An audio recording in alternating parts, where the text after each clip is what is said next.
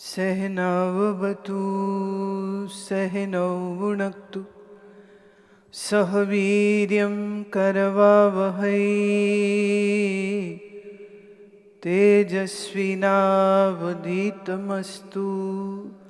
मा विद्विषावहै।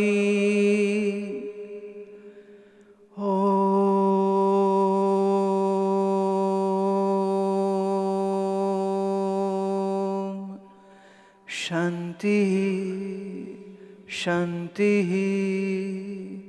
शांति।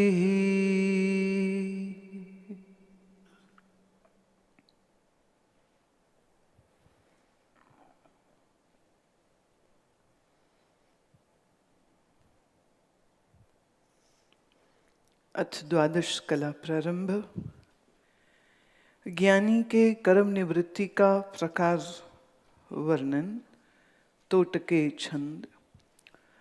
जिन आत्म रूप पयो जुभले तिस त्रैविध कर्म मिटे सकले तम आवृत्ति आश्रित संचितले निज बोध सुपावक सर्व जले जड़ चेतन गांठ विभेद बले दृढ़ राग द्वेष कषाए गले जल में जिम लिप्त न कंज दले पर सेना आगमी जू कर्म मले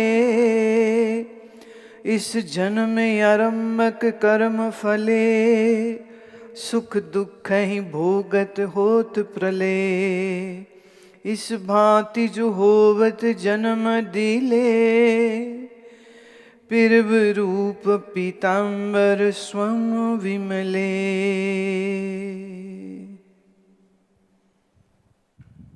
प्रश्न कर्म सो क्या है? शरीर वाणी और मन की क्रिया सो कर्म है। कर्म कितने प्रकार का है? संचित, प्रारब्ध, क्रियमान, वेद से 3 प्रकार का कर्म है। संचित कर्म सो क्या है?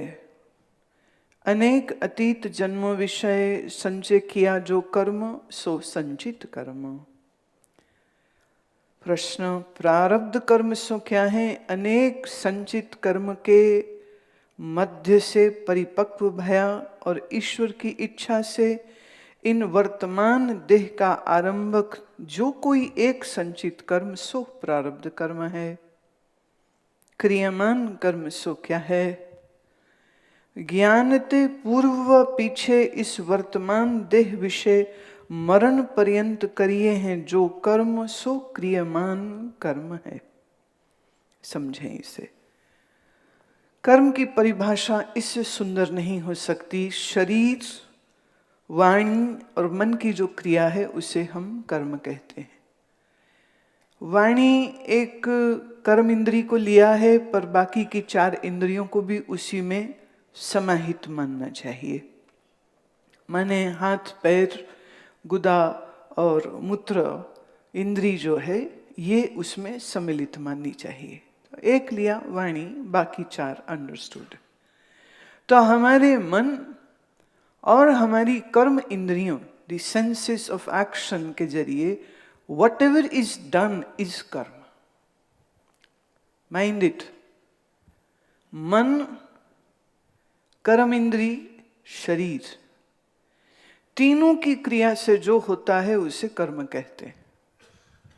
फिर कहा कर्म 3 प्रकार का है, संचित, प्रारब्ध और क्रियमान। संचित, the accumulated karmas of our past. प्रारब्ध किसको कहते? जिस एक कर्म की वजह से तुम्हारा यह जन्म हुआ है वह प्रारब्ध है। उस एक कर्म के संग मिले जुले जो दूसरे कर्म हैं, उस कर्म के साथ जो इंटर रिलेटेड हैं, उन कर्मों के भुगतान को, उस फल को प्राप्त करने के लिए इस वर्तमान जन्म में माने जितने कर्म इस वर्तमान जन्म में तुम्हें फल देंगे उसको हम प्रारब्ध कहते। वह प्रारब्ध क्रियमान अर्थात ज्ञान से पूर्व, माने जब तक ज्ञान नहीं हुआ था जो कर्म किए, ज्ञान के बाद पूर्व भी, पीछे माने इस वर्तमान देह विषय मरण पर्यंत जो कर्म किए, माने इसके पहले हम जितने कर्म कर चुके हैं, ज्ञान होने से पहले पहले जितने हम कर्म कर चुके हैं उसको हम क्रियमान कर्म कहते। वो क्रियमान कर्म है। पूछते हैं ज्ञानी के कर्म की निवृत्ति किस रीति से होती है? उत्तर, ज्ञान से अज्ञान के आवरण अंश की निवृत्ति होवे है। आवरण की निवृत्ति के भय आवरण को आश्रय करके स्थित संचित कहिए पूर्व अनेक जन्म विषय किए कर्म की निवृत्ति होवे। और ज्ञान के आगे पीछे इस जन्म विषय किए क्रियमान कर्म का मैं अकर्ता अभोक्ता असंग ब्रह्म हूँ, इस निश्चय के बल से अपने आश्रय भ्रमज तदात्म के नाश करके जो राग द्वेष के अभाव ते जल विषय स्थित कमल पत्र की न्यायी ज्ञानी को स्पर्श होए नहीं, किंतु ज्ञानी के क्रियमान जो इस जन्म विषय किए शुभ और अशुभ कर्म का क्रम ते सुहृद कहिए, सकाम वक्त और द्वेषी कहिए, निंदक जन ग्रहण करते। और ज्ञान के विक्षेप शक्ति के आश्रित ज्ञानी के प्रारब्ध कहिए पूर्व के किसी एक जन्म विषय किए इस जन्म के आरंभ कर्म की भोग से निवृत्ति हुए है, ताते ज्ञानी सर्व कर्म से मुक्त है, यहीं से कर्म चित्त जन्म आदि संसार से भी मुक्त है। इस रीति से ज्ञानी के कर्म की निवृत्ति हुए है। अब ये बहुत सारा मैंने जो पढ़ा है इसको हम थोड़ा थोड़ा करके आपके लिए क्लियर करते चले जाते। पहली बात, ज्ञान से अज्ञान का आवरण भंग होता है। सबसे पहली एक बहुत क्लियर बात समझ लीजिए, ज्ञान तुम्हारे कर्म के बीजों का नाश नहीं करता। अब ये बात मैं इसमें जोड़ रही हूं। ज्ञान का काम है अज्ञान के पर्दे को उठा देना। मैं कौन हूं, ब्रह्म क्या है, जगत क्या है, जो तीन मूलभूत प्रश्नों से सारी यात्रा शुरू हुई है, उस यात्रा के अंतर्गत वो ये कहते हैं कि जब तुम ज्ञान श्रवण करोगे क्षत्रिय ब्रह्मनिष्ठ गुरु से, तो मैं कौन हूं जान लोगे, ब्रह्म क्या है जान लोगे, प्रकृति माया क्या है ये जान लोगे, तो आवरण का भंग हो गया। ये ज्ञान का चमत्कार है। अब जब अज्ञान गया तो मैं भोगता हूं, मैं करता हूं, ये भी गया। नाउ द क्वेश्चन इज, क्या ज्ञान सुन लेने से हुआ? जी नहीं। किस ज्ञान से? दृढ़ अपरोक्ष ब्रह्म ज्ञान से। जिसका अभी अदृढ़ ज्ञान है वो भले ब्रह्म ज्ञान की कथा सुनता रहे, उसका आवरण भंग ही नहीं हुआ। अब जिसका आवरण भंग नहीं हुआ, ऐसे इसको हम कहते हैं मिथ्या ब्रह्म ज्ञानी। एक होते हैं असली ब्रह्म ज्ञानी, एक होते हैं मिथ्या ब्रह्म ज्ञानी। जैसे शंकराचार्य ने कहा ना, संसार मिथ्या है पर फिर भी सबको सच लगता है, ऐसे कईयों को ब्रह्म ज्ञान हो गया है, ये एक मिथ्या भावना बन जाती। अदृढ़ है। अदृढ़ क्यों है? क्योंकि मल विक्षेप है ना चित्त में, तो ऊपर ऊपर से कहता रहता मैं करता हूं, मैं करता हूं, और अंदर से मैं ही करता हूं, मैं ही करता हूं।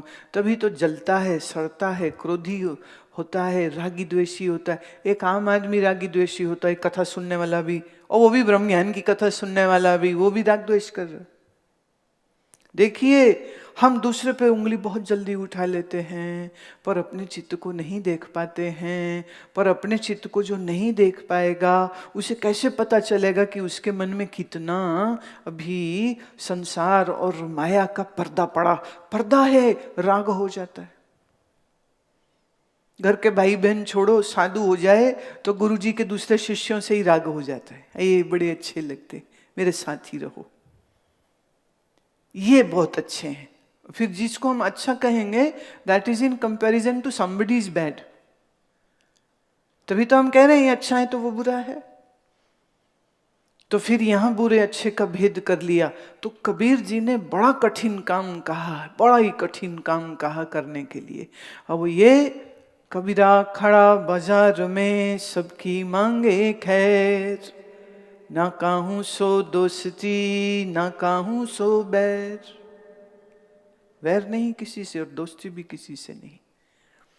साधक अपने भीतर अकेला रहता, मन नहीं जोड़ता वो किसी से, क्योंकि मन को जुड़ने की जो बीमारी है ना, ये तो सत्यानाश कर देती। तो कभी जुड़ जाता है द्वेष से, कभी जुड़ जाता है राग से। कोई अच्छा बहुत लगे, खतरे की घंटी बज जानी चाहिए, भाई दूर रहो। और किसी पे गुस्सा बहुत ज्यादा आने लग जाए तो अपने मन को उसी समय चेता दो कि मनी राम, तो फिर गड़बड़ लगा करने। तो ज्ञान सुन लेने से आवरण भंग नहीं होता। आवरण भंग कब होता है? जब दृढ़ निश्चय हो जाए। और स्वामी जी ने इसमें पहले से हमको पूर्व की कलाओं में बहुत सुंदर बताया है कि हम अपने चित्त को मल विक्षेप से दूर कैसे करें। मल दोष दूर होता है सेवा निष्काम कर्म से, और चित्त का जो विक्षेप है वो दूर होता है ध्यान से। तो योग और कर्म योग का समन्वय होना चाहिए। पर जब ब्रह्म ज्ञान सुनेगा और दृढ़ निश्चय हो गया, जस्ट रिमाइंड योर सेल्फ, दृढ़ निश्चय, वेरी इंपॉर्टेंट, दृढ़ निश्चय। दृढ़ निश्चय जिसका हो गया तो ज्ञान अपना चमत्कार कर देगा। मैं करता नहीं, मैं भोगता नहीं, ये बात जड़ मूल से ही फिनिश हो जाती। अब शरीर है, देखेगा सुनेगा चलेगा फिरेगा, भूख प्यास लगेगी, कर्म करेगा। पर ये जानते हुए देह को भूख लगी, देह को प्यास लगी, देह के द्वारा कर्तव्य कर्म जो हैं उन कर्तव्य कर्मों का पालन करेगा। देखिए, मेरा कर्तव्य गुरु होने का है, तो गुरु होने के नाते हम अपना कर्तव्य पालन कर रहे हैं। लेकिन अगर हम ये बात बना के बैठ जाएं कि ये तो चेला बहुत प्यारा है, ये मेरे ही पास रह जाए, मुझे छोड़ के नहीं जाए, तो जहां आई इच्छा वहां आएगा दुख। जहां आई इच्छा वहां आएगा दुख, जहां आई अपेक्षा वहां आएगा दुख। तो इच्छा अपेक्षा से रहित होकर के गुरु होने का कर्तव्य कर्म पालन करे। अब इस कर्तव्य पालन करते हुए में देखिए, बहुत खतरनाक बात ज्ञानी के विषय में उन्होंने कही कि ज्ञानी के शुभ कर्म भी होंगे, ज्ञानी के अशुभ कर्म भी होंगे। लो जी, कर लो बात। मैं उदाहरण देती हूं। ढीठ, मूढ़, अहंकारी, उसके लिए गुरु क्रोध करता है। क्रोध करना पड़ेगा उसको। अब उसको कहा चला जा यहां से, तू अभी तैयार नहीं है इसके लिए, मेरा समय व्यर्थ मत कर, गो। अब किसी को हड़का करके यूं भगा देना, ये कोई शुभ कर्म है? अशुभ है ये भी। किसी का मन दुखा, पीड़ित हुआ, ज्ञानी से अशुभ कर्म हुआ। गुरु जी अंदर विश्राम कर रहे हैं, कोई बड़ा भक्त आया, प्रेमी आया, और वो उसका मैसेज आया कि वो मिलना चाहता है। पर गुरु कहता है कि एडमिनिस्ट्रेशन के काम, दूसरे काम, शरीर है, भूख है, प्यास है, विश्राम है। तो किसी भी कारण से उसने कहा नहीं, हम नहीं मिलेंगे। आवश्यकता थी, लेकिन वो जो आया प्रेम से, जो उसका दिल दुखा, वो गया, पीड़ित होकर गया कि गुरु का दर्शन नहीं मिला। हम अगर कर्म के सिद्धांत से देखेंगे तो ये भी एक अशुभ कर्म हो गया। तो ज्ञानी से अशुभ कर्म भी हो रहा है, ज्ञानी से शुभ कर्म भी हो रहा है, दोनों होते हैं, कर्म है, इट विल बी गुड और it will be bad, it will be like that ना। पिछले कर्म के लिए मैं करता नहीं हूं, इस ज्ञान का चमत्कार हुआ तो पिछले कर्म के जो बीज हैं वो इसके इस वर्तमान शरीर के काल में अपना दुख सुख का भोग दे देंगे, देंगे, याद रहे, देंगे। पर नया कुछ कर्म जो हो रहा है उसका क्या? देखिए, पिछले का जब फल आया सुख दुख, तो मैं यहाँ करता भोगता असंग साक्षी हूं ये जान के मन के विक्षेप और दुख से तो वो रहित हो गया ना। भाई किसी ने तुम्हें गाली दी, मैं दे हूं सुन के, मैं दे हूं मान के गाली सुनेंगे तो बहुत दुख होगा, बहुत पीड़ा होगी। पर गाली आपने सुनी और आपने कहा कि भाई पूर्व में कभी इसको सताया होगा, ये आके मुझे गाली देगा, हिसाब बराबर छूटी। अगर हम ये बात अंदर से समझ गए तो हमने अपमान का भोग तो भोग लिया, पर हमने नया खाता उससे नहीं खोला। मैं असंग साक्षी रहा, सुख का भी दुख का भी, मान का भी अपमान का भी, लेन का भी देन का भी। पर वर्तमान में जो कर्म हो रहे उसका क्या होगा? कर्म तो बांधेंगे। कहते ना जी ना, ज्ञानी को नहीं बांधेंगे। क्यों? ज्ञानी ने जो शुभ कर्म किए उसका फल उसके भक्त भोगेंगे। ज्ञानी के किए गए अशुभ कर्म उसका फल उसकी निंदा करने वाले भोगेंगे। ज्ञानी का तो खाता क्लोज हो गया।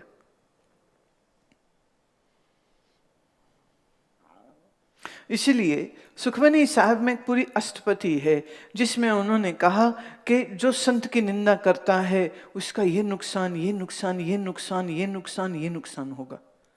तो सोचने में लगता है कि अरे मतलब वो तो बंदा संत से दुश्मनी कर रहा था, लेकिन दुश्मनी करके भी उसका तो सत्यानाश हो रहा है। तो बोले वो तो होगा ही ना, जो फल बीज बीजेंगे फल तो वही मिलने हैं। तो ज्ञानी की गई निंदा, तो निंदक को ज्ञानी के ही अशुभ कर्मों का, माने एक तो उसका अपना कर्म उसका फल है, प्लस जो ज्ञानी का अशुभ कर्म इस वर्तमान क्रियमान कर्म में हो रहा है वो भी उसी को ट्रांसफर हो जाता है। कितना हो गया, कितने गुना हो गया वो। संत के हते को रखे ना कोई, हाँ, संत के निंदक का थान भ्रष्ट होए। बड़ी जबरदस्त अष्टपदी, मैंने कहा आपको पहले भी सुझाव दिया था, इसको जरूर सुनिएगा, पढ़िएगा उसको। संत का निंदक मां हत्यारा, संत का निंदक परमेश्वर मारा, संत के हते को रखे न कोई, संत के निंदक का थान भ्रष्ट होए। तो ये जो निंदा करने वाला है ज्ञानी के अशुभ कर्मों के फल वही भोगता है, अपने कर्म प्लस ज्ञानी के। और जो ज्ञानी की सेवा करता है, ज्ञानी से प्रेम करता है, ब्रह्म ज्ञानी से जो श्रद्धा का भाव का रिश्ता बनाता है, वो ज्ञानी के किए गए शुभ कर्मों का फल वो प्राप्त करते। ज्ञानी प्राप्त नहीं कुछ करेगा। जैसे भुना हुआ चना अब कभी अंकुरित नहीं होगा। शास्त्र की रीति से, कर्म की रीति से सन्यासी को यज्ञ करने की इजाजत नहीं है। सन्यासी कैन नॉट डू यज्ञ। वाई? क्योंकि सब यज्ञ धन, पुत्र, खेत, खलिहान, मकान की इच्छा से होते हैं। ज्ञानी को कोई इच्छा ही नहीं। ज्ञानी ने तो कषाय वस्त्र पहन लिए, जीते जी मर गया है वो संसार के लिए, तो उसको यज्ञ करने की इजाजत नहीं है। सन्यासी कैन नॉट डू एनी यज्ञ। वो बात अलग है, उसमें चढ़ावा और बहुत सारा आ जाता है। इस चक्कर में बहुत सारे ऐसे तो सन्यासी हैं पर यज्ञ करते भी हैं, यज्ञ खुद भी बैठते हैं, लेकिन टेक्निकली वो यज्ञ नहीं कर सकता है। किसी किसी जगह में कुछ महात्माओं ने ये कहा कि हम जब यज्ञ का आयोजन कराते हैं तो अपने लिए उसका फल नहीं चाह रहे, अपने भक्तों के, क्योंकि भक्तों को अकल नहीं रहेगी, कुछ करते नहीं है। तो अपने शिष्यों के उद्धार के लिए हम यज्ञ का आयोजन का संकल्प करते हैं। पर सन्यासी कहते हैं कि you are not permitted to do any because now you are out of this karma siddhant. कुछ चाहिए ही नहीं संसार का, तो यज्ञ क्यों करोगे? यज्ञ का साक्षी हो सकता है, पर ज्ञानी श्रेष्ठ कर्म करता है। सोचो, ज्ञानी दान करता है, ज्ञानी कर्म मंत्र अनुष्ठान करता है, ज्ञानी यज्ञ का आयोजन करता है। अच्छा, और तो छोड़िए, सबसे बड़ा दान ज्ञान का दान। ज्ञानी गुरु सबसे बड़ा दान रोज कर रहा है। कितना पुण्य है उसका। अब इसका पुण्य फल कौन भोगेगा? बोले ज्ञानी नहीं भोगेगा, उसके प्रेमी भोगेंगे। है ना? क्या अमेजिंग बात है। तो आप जब सोचते हो कि तुम गुरु के संग जुड़े तो तुमने कुछ खास काम कर लिया, कि तुमने थोड़ा कार्य कुछ कर दिया, तुमको हमने बहुत बड़ा काम कर दिया, तुम्हें यह नहीं पता कि तुम्हारा गुरु के संग जुड़ना गुरु के शुभ कर्मों की पाइपलाइन का फल तुम्हारी ओर आ गया है। इसीलिए संत के, महात्मा के सानिध्य में रहने वाले भक्तों के निजी जीवन के कष्ट दुख सब वो मिटने लग जाते हैं। उसके कष्ट मिटने लग गए। भाई वो कैसे? एक से एक कथा कहानी तुमको ऐसी श्रवण करने को मिल जाएगी। किसी शिष्य से बैठ के पूछना, और बहुत सी बातें ऐसी जिनका तुम्हें ज्ञान भी नहीं होगा, तुम्हें खुद के लिए भी ज्ञान नहीं होगा। तो ज्ञानी के शुभ कर्मों का फल उसके प्रेमियों को, ज्ञानी के अशुभ कर्मों का फल उसकी निंदा करने वालों को मिल जाता है। पूर्व के जो संचित कर्म हैं, वह संचित कर्म ज्ञान अग्नि से दग्ध होते। मैं फिर कह दूं, समाधि अवस्था में संचित कर्मों के बीजों का क्षय होता है, निर्विकल्प समाधि में। तो जिसने निर्विकल्प समाधि की तैयारी करी, अनुभूति करी, और फिर ब्रह्मज्ञानी गुरु के पास गया है, तो कर्मों का बीज नाश होकर के आ रहा है। गुरु के आदेश से ध्यान करते करते उस निर्विकल्प समाधि तक गया, तो उसके बीज समाप्त हो जाते। फिर सुन लिया ब्रह्म ज्ञान, तो ब्रह्म ज्ञान के प्रकाश से मैं अकर्ता, मैं साक्षी, मैं असंग, मैं ही ब्रह्म स्वरूप हूँ, ये जानने से पिछले कर्मों से यूं छूट गया, और वर्तमान के कर्मों से ज्ञानी शुभ अशुभ कर्म हो रहे हैं। शरीर है तो कर्म तो होंगे, पर ये जो वर्तमान में कर्म हो रहे हैं, उन कर्मों का फल भी वो खुद नहीं ले रहा। उन वर्तमान के कर्मों का फल भी वो अपने शिष्यों और निंदकों में कर्म का प्रिंसिपल काम करता है, तो वो उनको मिल जाता है। भाई आप मनाली चले जाइए, आप चाहो ना चाहो ठंडी हवा आ ही जाएगी। ऐसे ज्ञानी गुरु की सेवा में जो गया, तो ज्ञानी के शुभ कर्मों के फल का हिस्सेदार वो हो जाता। जैसे पिता की जायदाद पुत्र को मिलती है, पुत्री को मिलती है, गुरु जो है वो शिष्य का नादज पिता होता है, शब्द से उत्पन्न। शिष्य गुरु के नाद से उत्पन्न हुआ है। Biological father and father of sound, you can say. From sound the relationship has happened. गुरु मंत्र देता है, फिर साउंड आ गया। गुरु ज्ञान देता है, वो भी शब्द से है। तो शब्द से, नाद से जो उत्पन्न हुआ, उसे हम कहते नादी संतान। और वीर्य से जो उत्पन्न हुआ, वो हुआ बिंदी संतान। बिंद माने वीर्य, सीमेन। जैसे पिता की जायदाद पुत्र को मिलती है, बस यूं समझिए ऐसे ही ज्ञानी गुरु के शुभ कर्मों की जायदाद उसके प्रेमी शिष्यों को मिलती। और ज्ञानी के अशुभ कर्म, बोले वो भी प्रेमियों को, कहते नहीं वो उसकी निंदा करने वालों को। तो देखिए, हिंग लगे ना फिटकड़ी, रंग चोखा हो गया। इसलिए कबीर जी का बड़ा सुंदर शब्द है, निंदो निंदो मोको निंदो, निंदा मोको लगे प्यारी, निंदक बाप निंदक महतारी, निंदक मेरे कपड़े धोवे। निंदा करने वाला मेरा माँ है, मेरा बाप है, मेरे कपड़े धोता है, किसके? मन के कपड़े। वो निंदा कर रहा है, अशुभ कर्म उसी को जा रहे हैं, तो मन तो निर्मल ही हो रहा है ना, उससे दाग छूट रहे हैं, दाग छूट रहे हैं उसके।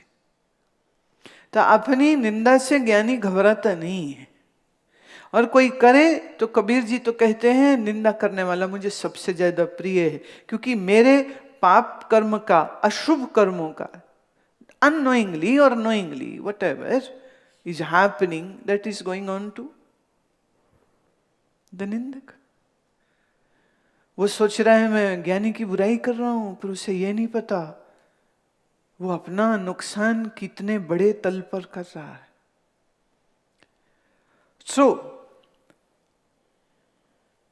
ज्ञान के विक्षेप शक्ति के आश्रित ज्ञानी के प्रारब्ध कहिए पूर्व के किसी एक जन्म विषय किए इस जन्म के आरंभ के कर्म की भोग से निवृत्ति हुई।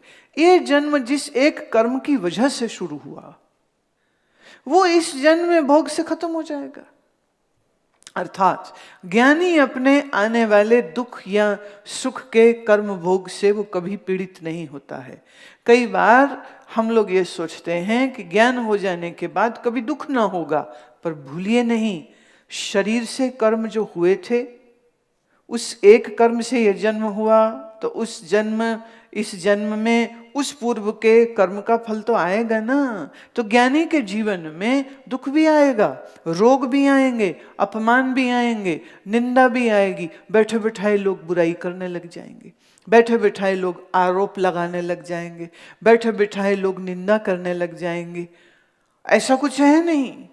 एक तो होता है सच बात कैसी है, पर एक है कि लोग बना लेते हैं बात, वो कुछ भी बना लेते हैं। तो अब उसको तो परिस्थिति का सामना तो ज्ञानी को करना पड़ेगा। कबीर जी को करना पड़ा, गुरु नानक देव को करना पड़ा, महात्मा बुद्ध को करना पड़ा, महावीर को करना पड़ा। महावीर के कानों में कील ठोक दिए गए थे और वो मौन रहे, और उनके कानों में कीले ठोक दिए गए थे क्योंकि वो नग्न रहते थे। गांव वालों ने कहा ये पागल है क्या, इसको समझ नहीं लगती, इसको होश में लाओ। तो उनको होश में लाने के लिए उनके कान में कीले ठोक दिया। अब आप सोचिए कितना कष्ट उन्होंने सहा होगा, और मुंह से आह भी नहीं करी उन्होंने, और खून बहता रहा उनका। फिर बाद में किसी समय पर किसी ने उनके वो कीले निकाले होंगे, पर कितना कष्ट। बुद्ध का शरीर पेचिश से गया, he had a very bad diarrhoea, he died with diarrhea। Raman Maharshi cancer से जाते, रामकृष्ण परमहंस कैंसर से जाते हैं। तो शरीर में कितनी भयंकर पीड़ा रोग उन्होंने भोगे हैं। तो किसी ज्ञानी के शरीर में कष्ट आता देख करके ये मत समझिएगा कि इसके कोई ज्ञान में कमी होगी इसलिए इसको कष्ट आया, क्योंकि शरीर का दुख सुख उसके उस पर्टिकुलर कर्म के आश्रित है, और ज्ञानी उसमें शिकायत नहीं करता कि why it is happening to me, क्योंकि जो वाई कर दे वो ज्ञानी नहीं है। माने सारा संसार तो मिथ्या है, पर जो मुझे दुख हो रहा है ना वो सच्चा है, बात नहीं बनती। जब सब मिथ्या है तो फिर ये जीवन में जो दुख हो रहा है वो भी मिथ्या, शोक हो रहा है वो भी मिथ्या, निंदा हो रही वो भी मिथ्या, विरोधी बोलते वो भी मिथ्या। Let it happen. स्वप्न से अधिक की जब सृष्टि दिखती नहीं तो आदमी क्या शोक करे और क्या मोह करे। तत्र क मोहा क शोका एकत्व अनुपश्यतः। जिसने उस एक का दर्शन कर लिया उसको क्या मोह होगा। क मोहा कैसा मोह उसको, क शोका उसको किस बात का शोक होगा। एकत्व जिसने उस एकता का, मैं ही ब्रह्म हूं, आत्मा और ब्रह्म की एकता का जिसको निश्चय हो गया। पश्यत उसने ये देख लिया, उसे न मोह न शोक। सुख आता ना तो हमें उससे बड़ा मोह हो जाता है, ऐसे ही बना रहे, ऐसे ही बना रहे, ऐसे वो रहेगा नहीं, जाएगा, उसका स्वभाव है बदलना। दुख आता है हम कहते कब जाएगा कब जाएगा कब जाएगा, वो जाएगा अपने समय से, आएगा भी अपने समय से। तो ज्ञानी के जीवन में दुख सुख होगा, प्लीज नोट दिस। ज्ञानी के जीवन में शोक नहीं होगा, रोग हो सकता है, 2 सिचुएशंस। एक रोगी है और बैठ के रो रहा है, मुझे क्यों हुआ क्यों हुआ। ज्ञानी को रोग है पर वो बैठ के रो नहीं रहा, जो इलाज हो सकता है वो करता है, और अगर दर्द सहनी पड़ेगी तो सह लेता है, क्योंकि उसमें भारी तितिक्षा होती है। और तितिक्षा इसी को कहते हैं, कष्टकारी परिस्थिति को सहन करने का बल उसके अंदर होता है। तो उस बल की वजह से जीवन में कितना भी कष्ट आ जाए, कितना ही शोक आ जाए, कितना ही बड़ा रोग आ जाए, सबको सहन कर लेता है विदाउट एनी ग्रज। ए भगवान तूने मेरे साथ ऐसा क्यों किया, ज्ञानी के मुख से ये शब्द कभी नहीं निकलेंगे। महात्माओं की जीवनी थोड़ी पढ़नी चाहिए, उनके जीवन का स्ट्रगल क्या रहा है वो जानना चाहिए। उससे यह समझ लगती है कि कैसे कैसे कष्ट सहन करने के बाद भी उनकी चित्त की वृत्ति कभी बिगड़ती नहीं थी। तो ज्ञानी के विषय में वो कहते हैं कि राग द्वेष का अभाव है ना ज्ञानी के मन में, तो राग द्वेष का अभाव है तो उस कारण से कमल के पत्ते की तरह वो कीचड़ में रहता है, पर कमल के पत्ते पर कोई बूंद कभी चिपकती नहीं। ये खासियत है कमल पत्र की। उसे बूंद डालो ना तो लगता है इस पे बैठी है, पर जरा सी ऐसे पत्ता टेढ़ा हो जाए या हवा आ जाए तो वो बूंद लटक के नीचे गिर जाती है और पीछे निशान भी नहीं छूटेगा। कीचड़ में है कमल। तो राग द्वेष संसार के इस कीचड़ में ज्ञानी कमल की भांति खिला रहता है, और कुछ कीचड़ उसकी पत्तियों पे गिर भी सकता है समय अनुसार, परंतु जैसे कमल के पत्ते पर कुछ टिकता नहीं, ऐसे ही ज्ञानी के मन पर कुछ टिकता नहीं। न राग न द्वेष, स्थिति जो होए सो होए। तो वर्तमान में वो राग द्वेष रहित है, अकर्ता है, अभुक्ता है, इसलिए इस वर्तमान में नए कर्म का खाता वो खुलता नहीं। पर फिर भी व्यवहार में कर जाएगा तो कुछ तो शुभ अशुभ होगा, पर वो शुभ अशुभ की भी चिंता ज्ञानी को नहीं है। अशुभ जाएंगे निंदकों के पाले में, शुभ जाएंगे उसके भक्तों के पाले में। ज्ञानी वर्तमान के कर्मों से भी मुक्त है और ज्ञानी पूर्व के कर्मों से भी मुक्त है। वो इसलिए क्योंकि संचित कर्मों को निर्विकल्प समाधि में वो दहन कर चुका है। वर्तमान जिस एक कर्म से ये शरीर चल रहा है उसको वो भोग लेता है। जे सुख देता तुझे आराधी, दुख भी तुझे त्याई, जो हो। या तो ज्ञानी सर्व कर्म से मुक्त है, यहीं से कर्म रचित जन्मादि संसार से भी मुक्त है। इस रीति से ज्ञानी के कर्म की निवृत्ति होवे। इति श्री विचार चंद्र उदय ज्ञानी कर्म निवृत्ति प्रकार वर्णन नामी का 12 कला समाप्त। ये कला बहुत छोटी सी थी पर बहुत गहरी बात है इसमें। मेरा ये सुझाव है कि आप लोग, गीता में बहुत सुंदर प्रश्न अर्जुन ने उठाए हैं कि ज्ञानी का व्यवहार कैसा होता है, ज्ञानी के कर्म कैसे होते हैं, ज्ञानी कैसे उठता बैठता है। हे प्रभु मुझे ये भी बताओ। और कृष्ण ने बहुत विस्तार से उसको बताया। और सत्य यह है कि अब जब आप भगवत गीता पढ़ेंगे तो उसका आनंद ही कुछ और होगा, क्योंकि आपकी फोरग्राउंड सही हो गई। जब फोरग्राउंड सही होती है तो फिर उसके ऊपर बिल्डिंग बहुत अच्छी आ जाती है। तो सच ये है कि शायद 10 साल 20 साल बाद जब पुनः आप विचार चंद्रोदय पढ़ेंगे तो मजा आज से अधिक आएगा तुम्हें, क्योंकि आज तो अभी चैलेंज हो रहा है, कुछ ही समझ आती कुछ नहीं आती, कहीं स्ट्रगल करते हो कहीं कुछ होता है। So you are struggling and then ego comes in, ले सबको समझ आ गई मुझे ही नहीं आई, ले सबने सही उत्तर दे दिया मैंने ही नहीं दिया। वो जो बीच में ईगो आती रहती बड़ी तकलीफ देती। और कईयों को तो स्ट्रेस हो गई,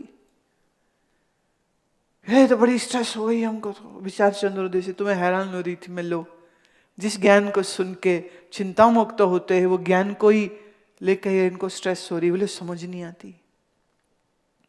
और गुरु जी कहते हैं आप अभी योग्य नहीं हो। तो गुरु जी झूठ बोल रहे हैं क्या?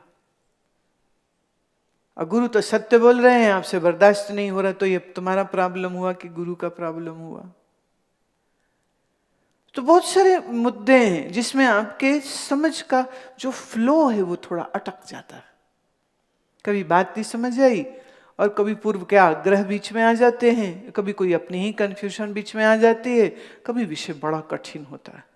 जैसे अध्यास और भ्रम अन्य व्यतिरेक जब हुआ तो लोगों की बड़ी कष्ट हो गई थी। मुझे तो चेहरे दिखते हैं ना, पर यही जब आप पुनः 5, 10, 20 साल बाद जब इसको आप पढ़ेंगे तो क्या है, दूसरे तीसरे चौथे बार में कुछ बात और खुलेगी, फिर और खुलेगी, फिर और खुलेगी। ज्ञान के पथ की यही महिमा है। जैसे शराब जितनी पुरानी उतनी नशेड़ी हो जाती, ऐसे ही श्रवण किया हुआ ज्ञान जब पुनः पुनः तुम सुनते हो, पुनः पुनः स्वाध्याय करते हो, एकांत में बैठ के जब पढ़ोगे और in a flash everything gets illuminated. It's a most wonderful experience.